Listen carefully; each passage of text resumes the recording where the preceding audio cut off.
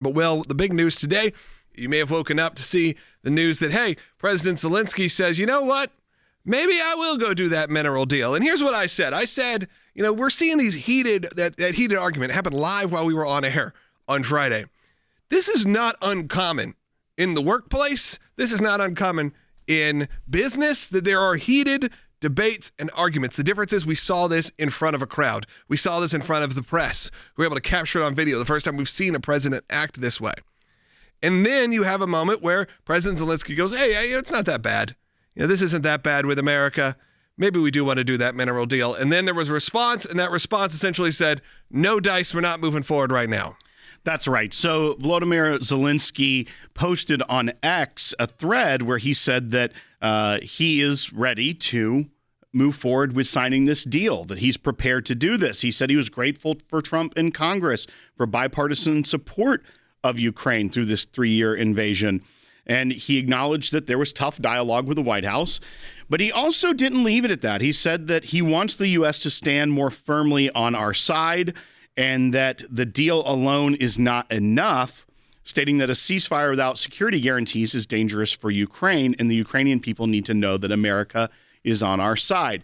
So while he's saying he's still willing to do that, he still doesn't have necessarily the best praise for it. He's saying that America needs to do more, which is kind of what got him in trouble on Friday.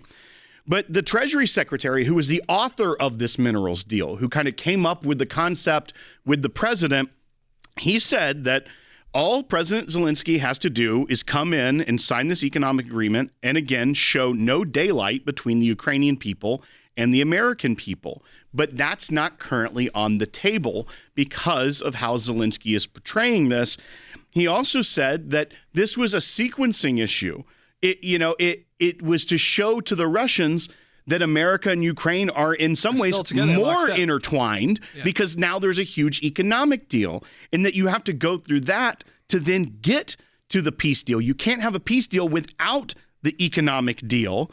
And then he said that Zelensky threw a wrench in this by throwing off that sequence, and that their entire point was to show there is no daylight between the Americans and the Ukrainians on this. I think we do need to adjust the way we're thinking about this, because I think there is some thought that if you have issues with Ukraine, you're now all of a sudden pro-Putin or pro-Russia, when obviously that's not the case. Now, you'll see the celebrity bases. You'll see the people who really want very basic talk. I saw a lot of people just saying, well, because Trump is against it, now they're against it. That is how it feels. It feels like another political media talking point. And look, good for Zelensky. He rallied up all of Europe to say, we're going to get behind you. You know what? The dude's pretty good about that. He's pretty good at being a master at getting people behind him.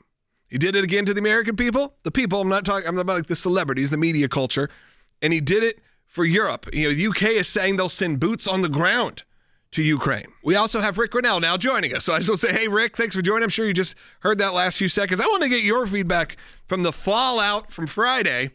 As, again, this is not uncommon. And I feel like the media wants to pretend that it's not uncommon in business or in any sort of work, or especially global policy, as you know, for things to get heated, for things to get intense. It's maybe not usually played out in front of the cameras, but it's a little bit of a different administration right now. And you got kind of President Trump, the showman. You also have President Zelensky, who's a bit of a showman.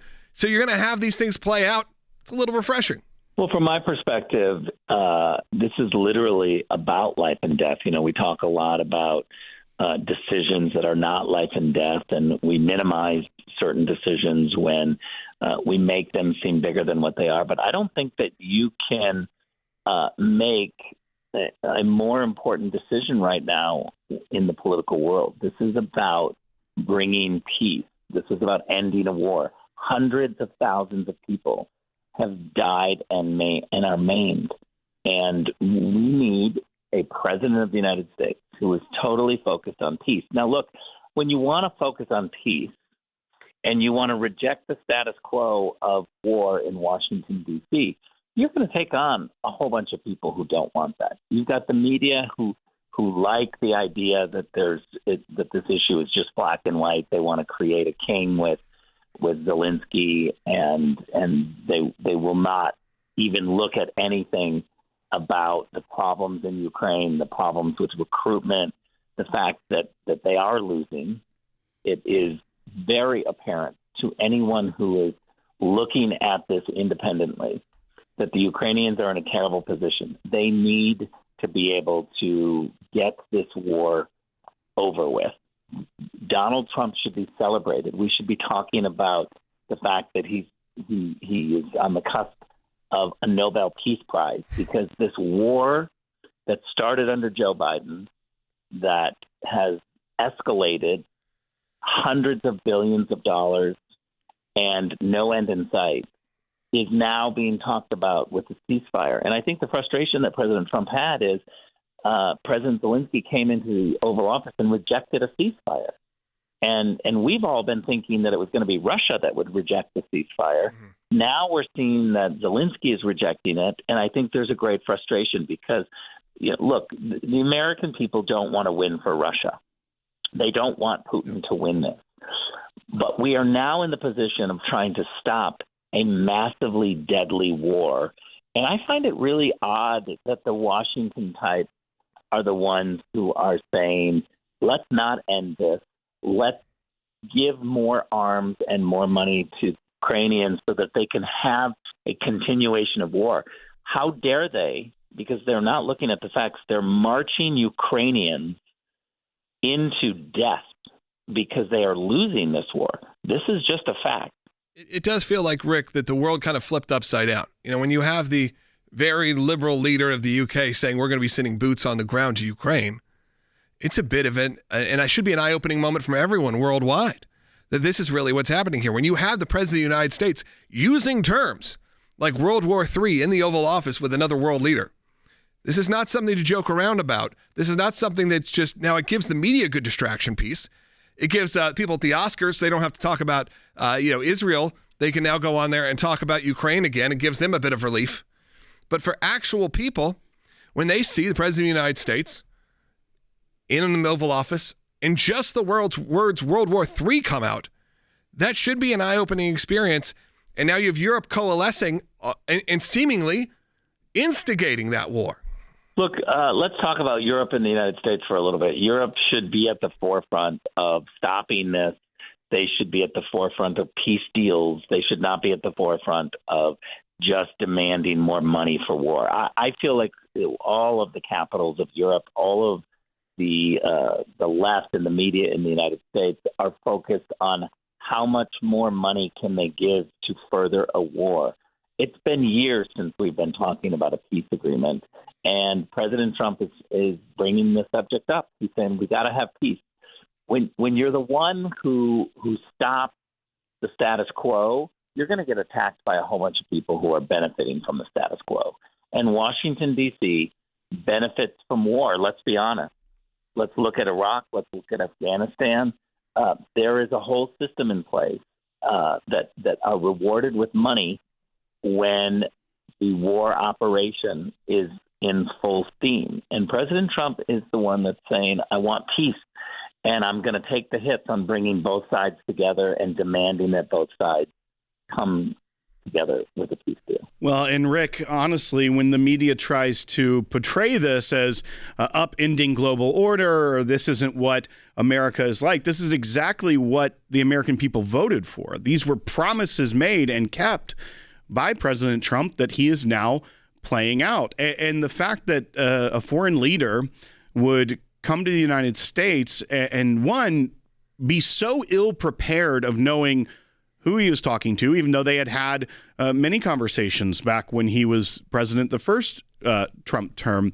But the fact that you come in, be so ill prepared, and when the president of the United States is trying to offer something that would actually strengthen the ties between the United States and the Ukrainian people by having an economic plan together, and then the media tries to say, oh, they're just trying to give Ukraine to Russia, there's no logic being used, because I feel like they are all benefiting from a continued war.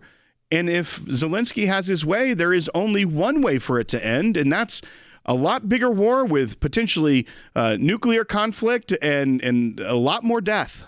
Well, let's also be clear about the fact that right before President Zelensky went into the Oval Office, he met with a couple of Democratic senators who have been extremely vocal about not allowing there to be a peace agreement that makes Ukraine give up something. They want to see Ukraine unequivocally win the war. And so what they are saying is we must give them more weaponry and more money. This is what these Democrat senators have been saying for years. And so when Zelensky is with them and he briefs them and he tells them, I'm about to go into the White House with Donald Trump, and he's pushing us for a peace deal, these Democratic senators have been on the record with not wanting to have the Ukrainians give anything. They want to give the Ukrainians more money. They don't want the Ukrainians to give up anything. And so I think we need to really look at the motive for the people advising President Zelensky.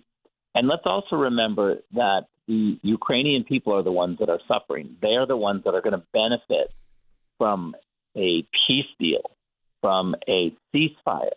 They are the ones who want this war to stop more than anyone else in Europe, more than anyone else in the United States.